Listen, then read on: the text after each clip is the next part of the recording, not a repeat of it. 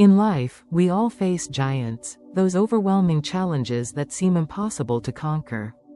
Whether it's fear, doubt, or an external obstacle, giants appear in many forms, and they often tower over us, making us feel small and powerless. But what if I told you that the key to defeating these giants doesn't lie in our own strength, but in a faith greater than our fears? Today, I want to take you on a journey through a powerful story of overcoming the seemingly impossible, and remind you that no matter how large your giant may seem, there is a force far greater on your side. Sure, here's the full transcript of the text, transcribed in a continuous form with proper punctuation. Today, I want to talk about facing giants. It's easy to talk about giants as long as they're in someone else's land, but when you find them on your doorstep or realize that one has invaded your home, or more dangerously, inside your head, you realize how much fear the giant causes. Giants have many names. There is a giant named fear, and although most of us don't want to admit it, fear controls us.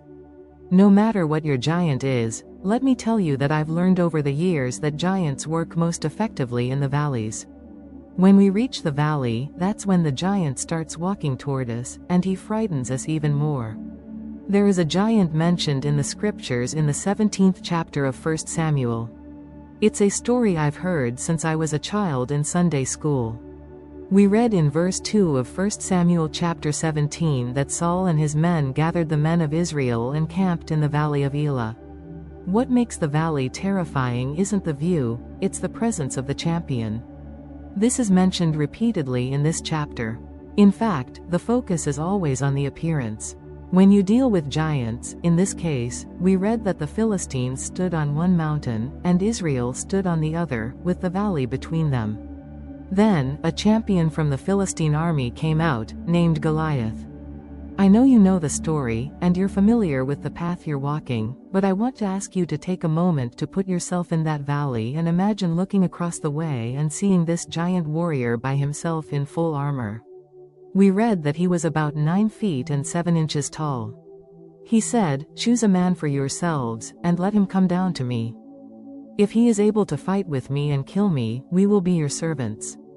And we read that they were so afraid. At the end of verse 11, they were overcome with fear when they saw him. They were terrified. There he was, a warrior from his youth, and no one dared to challenge him. The Israelites knew him, and they all retreated to their tents. Suddenly, the text moves us 10 or 15 miles east to a small village called Bethlehem. There, in Bethlehem, there was a family with a father named Jesse, who told his young son, David, to take food and supplies to those in the battle and hear the voice of Goliath. David, who was not afraid, came out from the fields. He loved God, and his heart was pure. Saul said to David, "Listen, you can't do this." But David, in a powerful way, responded, "The Lord who delivered me from the paw of the lion and the paw of the bear will deliver me from the hand of this Philistine." He chose 5 smooth stones from the brook, put them in his shepherd's bag, and went toward the Philistine. David stood there with his bag of stones rattling, his staff in hand. He said to Goliath, "You come to me with a sword and a spear, but I come to you in the name of the Lord of hosts, the God of the armies of Israel, whom you have defied."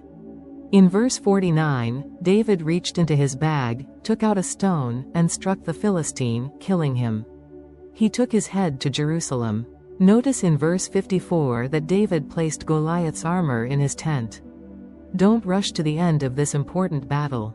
What's in David's tent? What about the paw of the bear? What about the lion's hair or the tail? Just a reminder of those moments when God made him victorious. He placed the weapons in his tent as a reminder. All giants seem bigger than they really are. You think you won't be able to defeat them, but no matter how big the giant seems, it's never bigger than our God. It's never bigger than your Savior.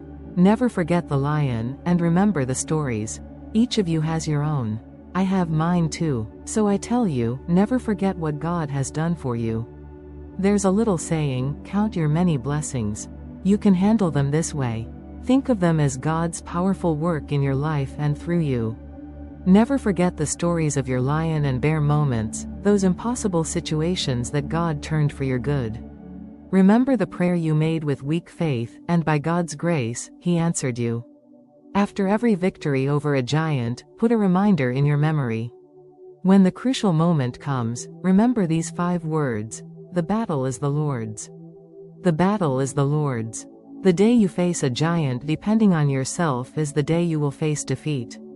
Throughout this story, this short battle, David focuses on the Lord, his God. No wonder he is called a man after God's own heart. Everyone focused on the giant. David realized that his God was bigger than any giant. There is no giant greater than your God.